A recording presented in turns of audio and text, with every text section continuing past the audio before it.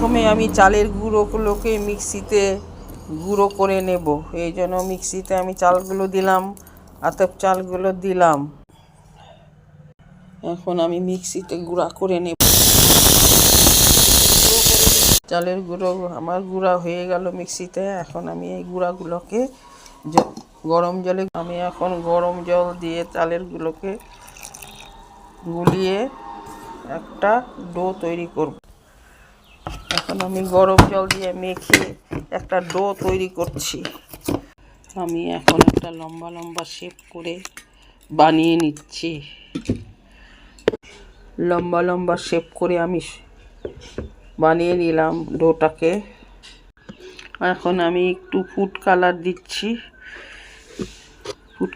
Food কালারগুলোর মধ্যে ডোটাকে আমি ডুবিয়ে নেব রং করার জন্য। ভালোভাবে ডুবিয়ে নিলাম।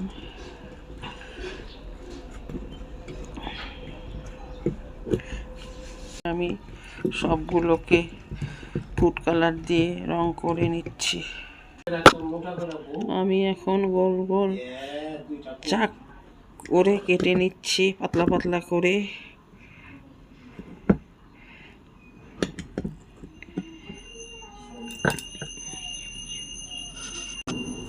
আমি এখন সবগুলোকে গোল গোল করে কেটে নিচ্ছি।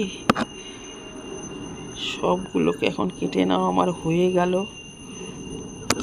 চালের গুঁড়ো চিপ বানানো আমার হয়ে গেছে। এখন আমি তেলে ভেজে নিচ্ছি। সমস্ত চিপগুলোকে আমি আস্তে আস্তে ভেজে নেব। সমস্ত চিপগুলোকে আমি অল্প অল্প করে ভেজে নেব। অল্প অল্প করে আমি ভেজে নেব।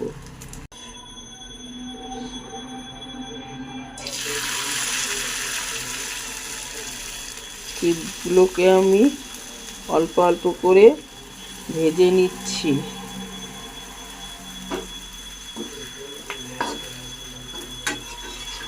খুব সুন্দর ফুলে উঠছে।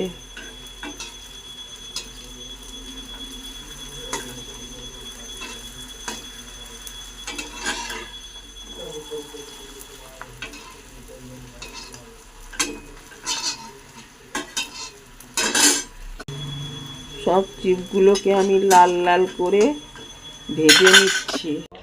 চালের গুঁড়ো দিয়ে পাঁপড় বানানো আমার হয়ে গেল।